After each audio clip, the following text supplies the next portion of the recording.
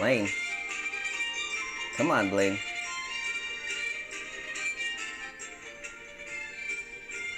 No, Blaine. I Hi, listen. how are you? Hello, is this I can't Blaine? hear you. Hello, Blaine? I'm just messing with you. This is my voice now. I get back Oh, at you. that's a good one. He He told. totally got us. Hello, is this Caleb? Yes, sir. Hey, Caleb, this is Paul, Outsider Tackle Box Radio Show. We have Tommy here in the studio. Hey, what's going on, Caleb? Nothing much. Just having my morning coffee, trying to wake up. As am I. Perfect. Hey, welcome to the show. Thanks for being on. The idea behind the show is to spread happiness to the world through the joys of fishing, and we felt what better way to do that than to share your fish story and your photo.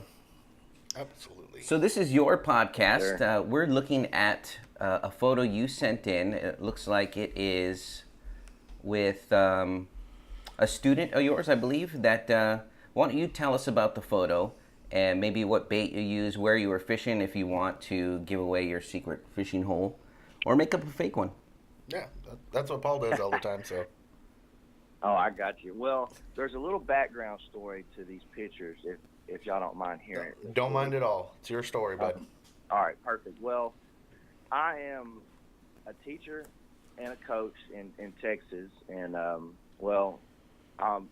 that was last year. This past summer, I was at a small kindergarten through 8th grade campus, and a lot of the staff members there knew that I love to fish, and I fish every weekend and everything. Well, Yeah. a lot of our kids, they haven't been fishing, or they might have been fishing once or twice or something around that. And we have about 17 boys, 5th through 8th grade, and they kind of let me sponsor a fishing trip to the local state park. Uh-huh. And they let me take all the boys, and I think out of this about 15 to 17 boys, about 12 or 13 have never been fishing before. That's awesome.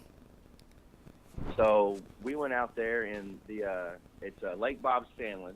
They actually helped me. They provided the fishing poles.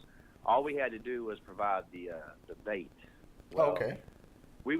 We was just fishing off the dock, just dropping straight down, just catching little brim, a couple little catfish and such. So, well, anyway, one of my athletes in that picture, he was actually with me, and that was his first time ever fishing as well. So he caught a few brim, a couple catfish or whatever. Yeah. Well, anyway, I would say about 13 of the 17 boys actually caught their first fish that day. Wow. That's awesome. Oh, I mean, it's that awesome, really is. Oh yeah, I could just see the joy on their faces, actually pulling something out of the water. A couple of them were getting kind of discouraged, and like almost saying that they didn't want to be there. You know what? It happens. Anything. There's many times I've even thrown my rod into the water, and then I went back and It's grabbed pretty it. tough when you're not catching any fish. No, It's pretty slow, but it's pretty I fun once it understand. gets on the line. Oh yeah. Well, the bad part is a lot of kids start off going fishing really young and they don't catch anything, or they have a bad experience, so they kind of just let it go. Yeah. But anyway, so that school that I was at, it actually the state actually shut it down, and so all those kids and stuff, I didn't really see them that much. Well, the athlete in that picture, he actually reached out to me this summer asking me if I could take him fishing, just on the side, just come pick him up or whatever the case may be. Yeah. So I told him sure, and so I actually I went and picked him up and took him to the movies, took him out to eat, and then he actually stayed the night at my house that night, and we went to Texarkana Wright Patman Dam that next morning, and that picture, that the buffalo that he's holding, it was about 12 to 14 pounds. That was Man, a beast. Is a giant. Oh yeah. I actually have a video of him reeling that fish in, but Well, I He believe you sent us also a video of you setting up and casting out and catching a pretty big one. I think I believe you sent us something like that.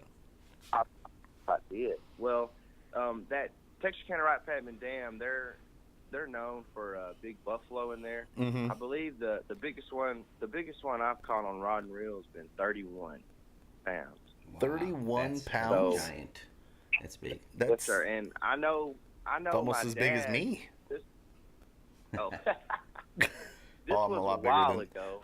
I'm a lot bigger than but 31 I pounds, know, but Yeah, you wish. I know my dad. My dad's caught like a 42 and a 46 out of there before. oh too, my so. gosh. I mean, and then there's also massive carp in there. Everything is in that dam, but a lot of people like to go down there and catch that buffalo. Now, me personally, I've never ate buffalo. No, I can honestly say I haven't have either. not either. Yeah. Are they any good? But see, We don't know. I don't know. That's a good question. Now, my dad has ate it, and he said if it's cooked right, and a lot of the people eat the ribs out of them. But Interesting. I heard you could smoke them for about 8 hours, and then supposedly they got a lot of bones in them, and you could just, if you smoke them for about 8 hours, you can just, get a plastic fork, and then that white meat would just fall right off of there. But like I said, I've never personally ate one, but I'm willing to try it. But a lot of people down there are a little less fortunate than I am, so I usually just give all mine away. I mean, if they're trying to feed their family, if I can help them out. One thing is, I know how to clean just about every fish, but I honestly don't even know how to clean those suckers. So if somebody's down there and they want them, I just go ahead and give it to them. So, they can feed their family. That's perfect. It's For the a day. wonderful story. I totally get that though, not knowing how to clean some of those fish. Like just looking at it and. Right. I mean, like I said, it's not just a catfish or a crappie where you just got a big fillet of meat. I mean, Yeah. I heard there's bones in there. There's a certain way to fillet it and everything else. Oh, I heard that people use axes to get that back strap off and everything. So I don't know. I've never really gotten to it, but axes and hatchet to get the hatchets to get that back strap off. That's crazy. That's what I've heard.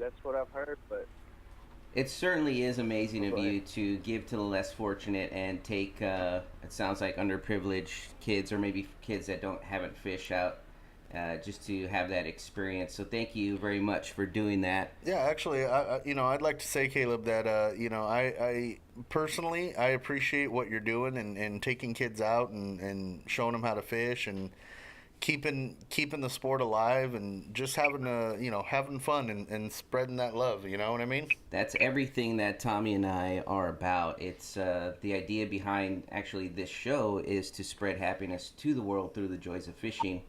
And here you are doing just that. So we're happy to have you on. Please continue to send in photos and tell your story about how you're helping out through the happiness of fishing, because that's what we're all about. So we'd love to have you back on the show. Absolutely. Keep doing what you're doing. Sounds great. I really appreciate y'all. Yeah, no, for sure. And just keep doing what you're doing. Send in photos, and we'll have some. I'm gonna have somebody reach out to you because I think what you're doing is real good. Yeah, and we're gonna upload. Go ahead. Oh, well, I was going to say, I believe a couple of weeks ago, y'all had a guy on the show, Bo McKinney, I believe it was. Okay. Yeah, I remember Bo. He shared a picture of his bass, and, it was kind of smiling or whatever it was. But oh, yeah, I remember that one. He actually said he wanted to give a shout-out to North Texas Fishing Addicts, and I'm actually a moderator on that group. We got about 4,000 members on that group right now, and I mean, you'll be surprised of the people that join that group, and they have no idea, like they've never even threw a rod out, don't know what line to use, what lure, anything, and they'll come on that group, and awesome. they got so many people willing to help them out, share with them. I mean, if people can get into fishing, I mean, me personally, if I didn't fish, you know, I mean, there's no telling what I would be into, especially earlier in my years before I started coaching and teaching. But fishing has really, you know, kept me occupied with my time. It That's doesn't it. let my mind wander. So, I mean, That's it.